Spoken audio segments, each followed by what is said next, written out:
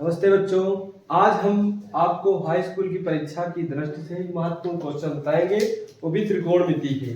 त्रिकोणमिति बहुत अहम भूमिका निभाती है। त्रिकोणमिति,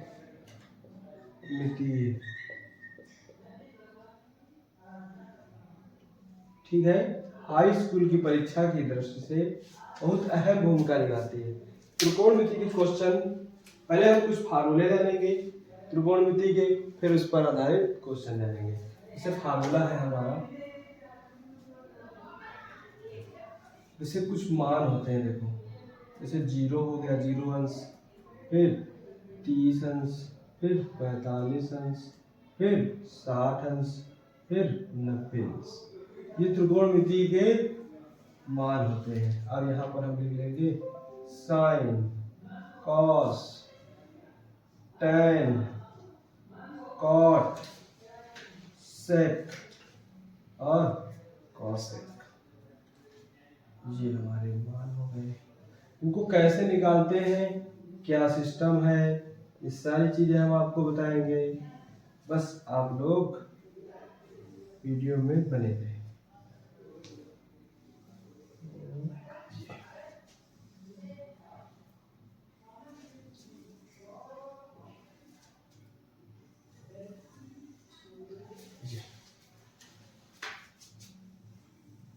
इस टेबल के माध्यम से हम आपको क्वेश्चनों को सॉल्व करना बताएंगे, जहां जो वैल्यू बेस्ड क्वेश्चन होते हैं।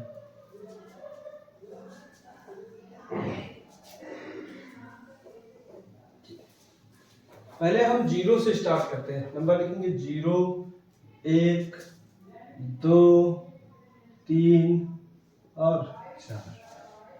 और फिर सभी संख्याओं को पहले हम 0, 1, 2, 3, 4 से तक नंबर लिखेंगे 90 तक, फिर सभी संख्याओं को 4 से भाग कर देंगे।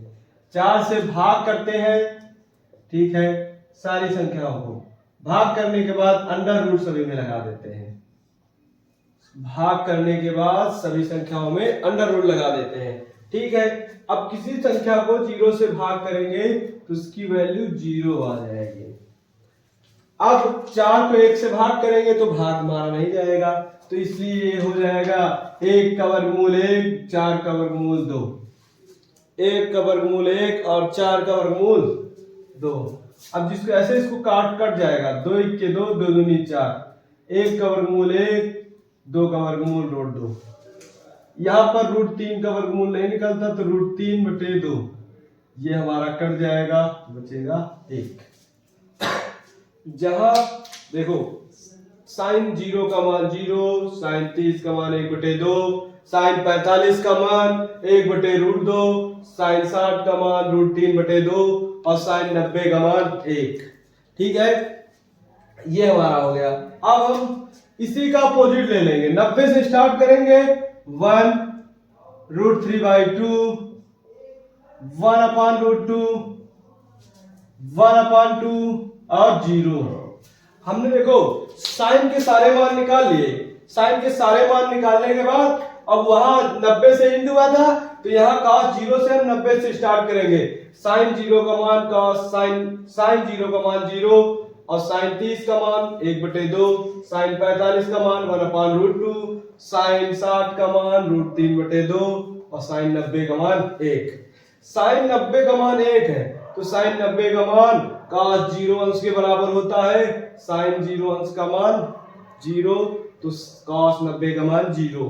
साइन 90 अंश का मान 1, तो cos 0 अंश का मान 1। ठीक है, ये हो जाएगा ये सारे मान।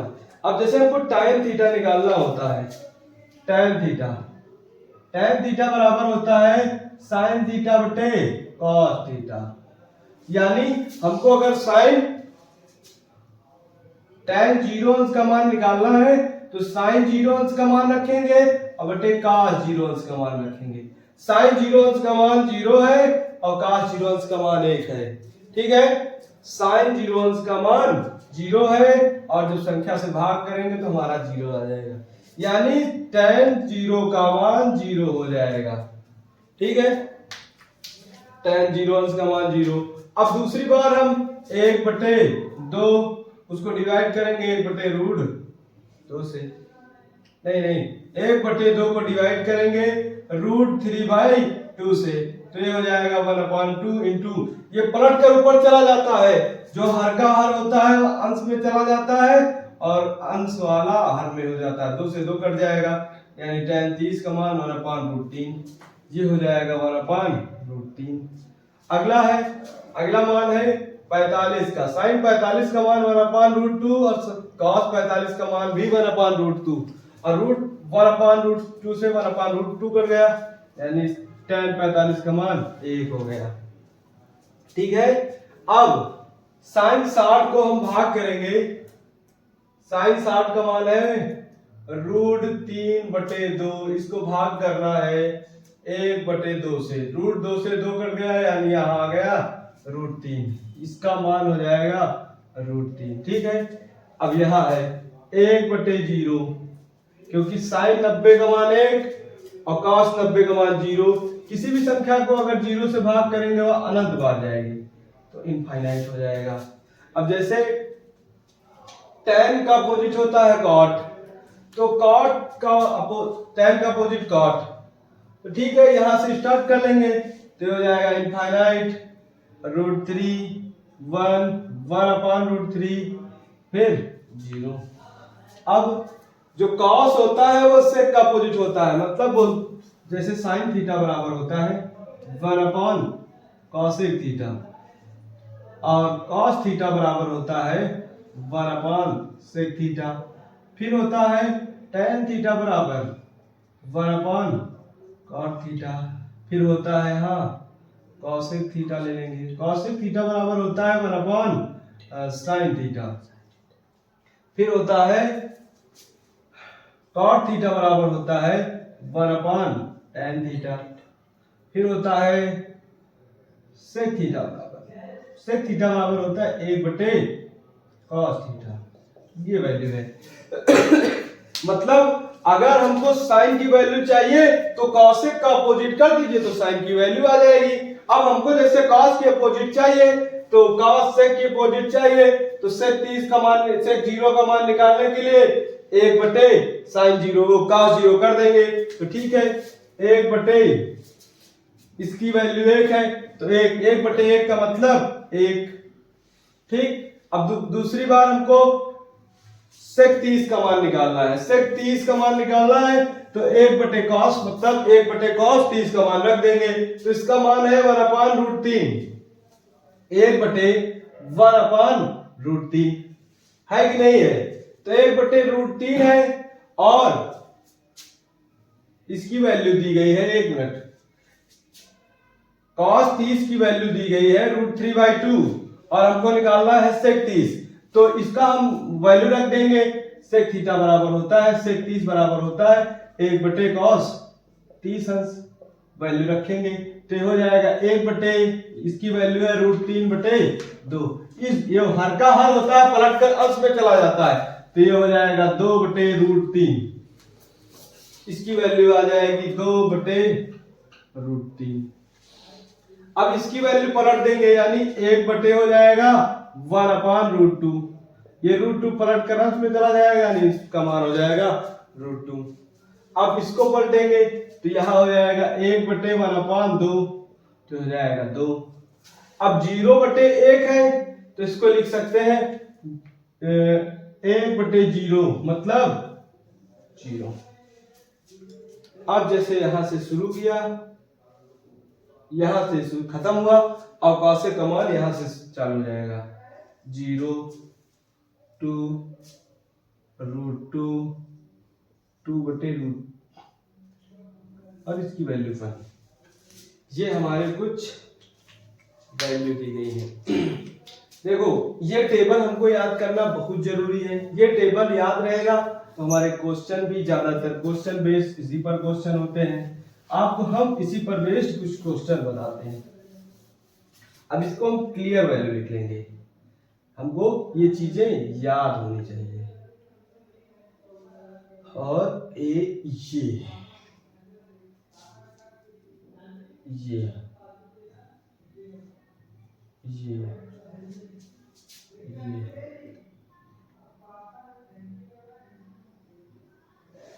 ठीक है, अब हम एक बार देख लेते हैं, सारी वैल्यू देख लेते हैं।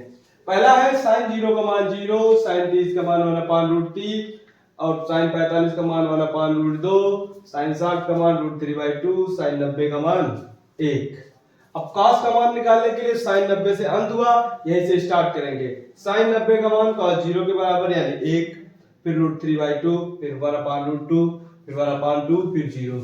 अब tan का मान निकालने के लिए साइन को अगर cos से भाग दे देते तो tan का मान आ जाता है, तो साइन 0/1 यानी 0, फिर ये इसको 1/2 को √3/2 से भाग करेंगे तो आ जाएगा 1/√3, फिर 1/√2 को 1/√2 से भाग करेंगे तो 1 आ जाएगा, इसको जब इससे भाग करेंगे तो आ जाएगा हमारा √3।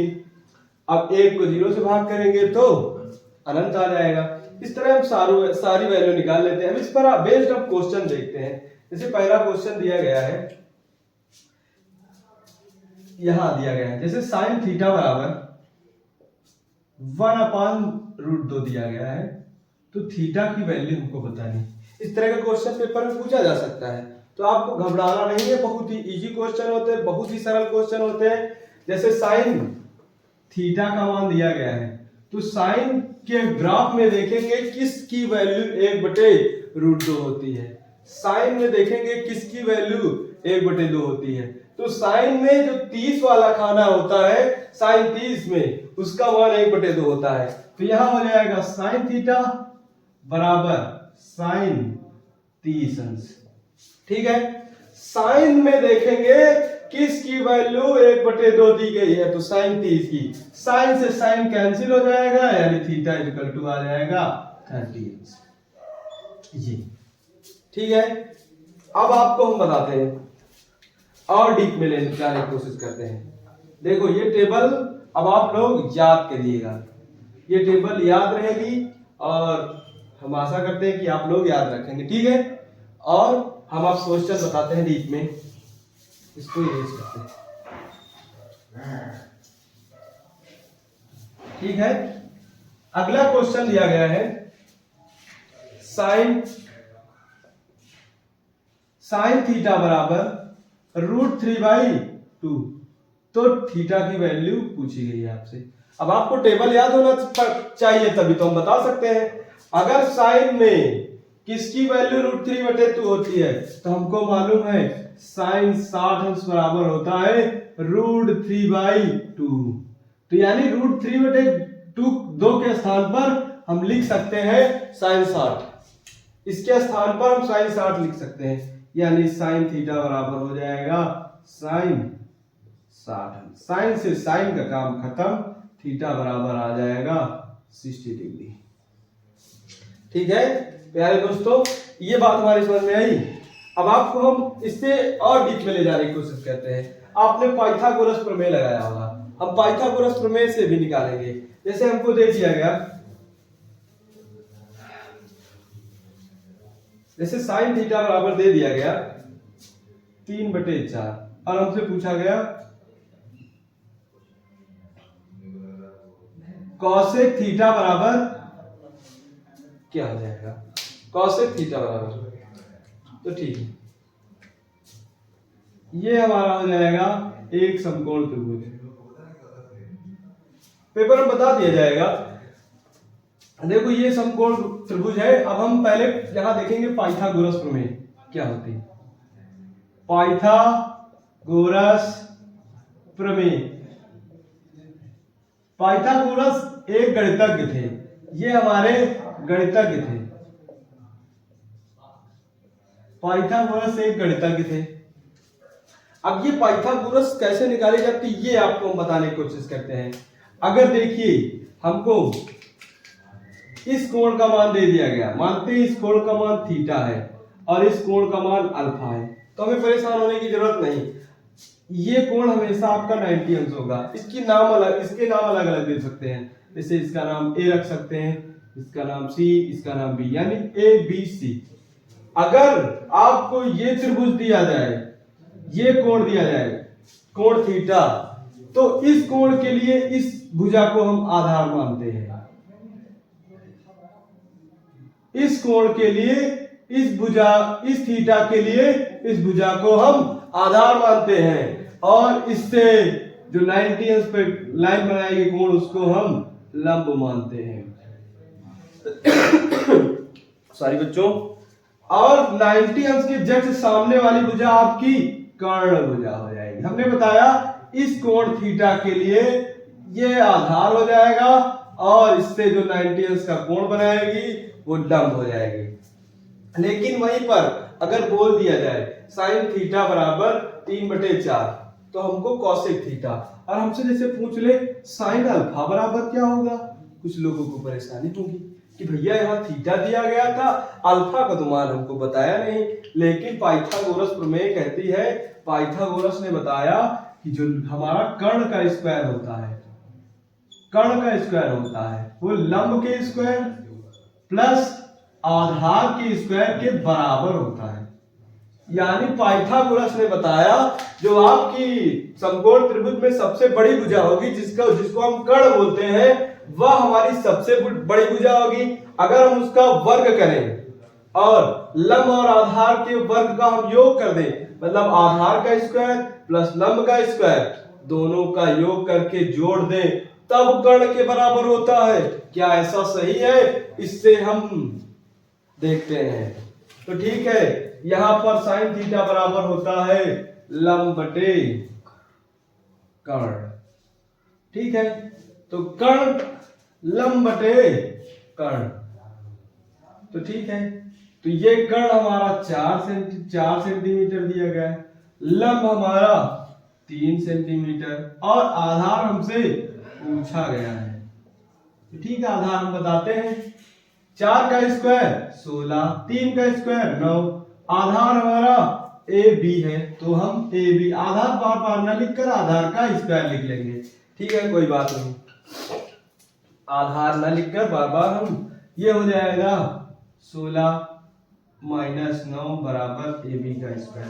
देखो कोई परिवर्तन नहीं किया गया, यहाँ पर जो 9 था उसको बराबर के इस तरफ भेजा, बराबर के उस तरफ वह प्लस था, इस तरफ आने के बाद वह माइनस हो गया। अब 16 में 9 घटाएंगे, 9 में 16 घटाएंगे, 9 7 16, इधर हो जाएगा ए बी का स्क्वायर।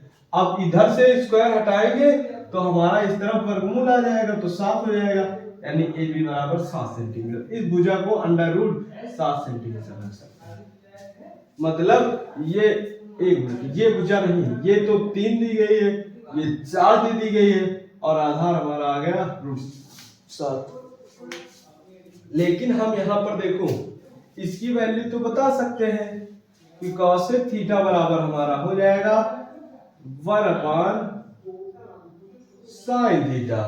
अभी जस्ट हमने बताया कि अगर कॉसेक 30 अंश का मान निकालना है तो 1/sin 30 रख दीजिए तो हमारा आ जाएगा कॉसेक थीटा का मान। ठीक है, कॉसेक थीटा का मान निकालना है तो 1/3/4 रख देंगे तो ये हमारा हो जाएगा, 4 पलट कर ऊपर चला जाएगा, हो जाएगा 4/3। देखो कोई बात नहीं, कोई परेशानी नहीं, इतना हमने आसानी से सीख लिया। अब जैसे हमसे पूछा गया साइन अल्फा, तो भैया ये जो कोण दिया गया है साइन अल्फा, अगर जिस कोण के बारे में बताए, जैसे इस कोण में बताया गया थीटा के लिए ये आधार होगा, उसी प्रकार अल्फा के लिए भैया ये आधार हो जाएगा, अल्फा के लिए ये आधार हो जाएगा और ये भुजा हमारी अल्फा के लिए लंब हो जाएगी। समझे? मतलब जो कोण दिया जाए उससे लगी भुजा हमारी आधार कहलाती है और उससे लगी समकोण बनाने वाली भुजा लंब कहलाती है। और कर्ण हमारा नहीं बदलता, कर्ण जैसा है वैसा रहता है। तो ठीक है, तो यहां हम निकाल लेंगे साइन अल्फा बराबर साइन थीटा बराबर होता है लंब बटे कर्ण। ठीक, अब यहां हमारा देखो साइन थीटा बराबर होता है लंब बटे कर्ण, लेकिन साइन अल्फा है इस कोण के लिए ये आधार, ये लंब, यानी ये लंब है, ये हमारा दिया गया है √7/4। यानी अगर अल्फा दिया गया है तो उसके लिए भी हमने तरीका बता दिया आपको। अब हम आपको और क्वेश्चन बताते हैं इससे रिलेटेड, ठीक है।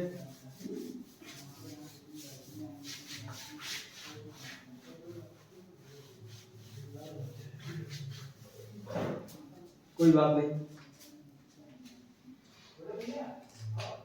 देखो जैसे हमारा दे दिया जाए, एक क्वेश्चन है,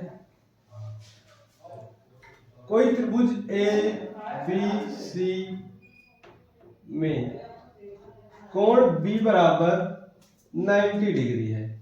कोई त्रिभुज एबीसी है, कोई त्रिभुज एबीसी है, उसमें कोण बी बराबर 90 डिग्री, ठीक है। और आपको बता दिया जाए भुजा ए बी हमारी ए स्क्वायर, ए बी भुजा ए स्क्वायर है और बी सी भुजा बी स्क्वायर है। आपसे पूछ ली जाएगी साइन थीटा या साइन ए की वैल्यू क्या होगी और साइन सी की वैल्यू क्या होगी, ठीक है। साइन सी की वैल्यू क्या होगी, साइन ए की वैल्यू क्या होगी, तो ठीक है।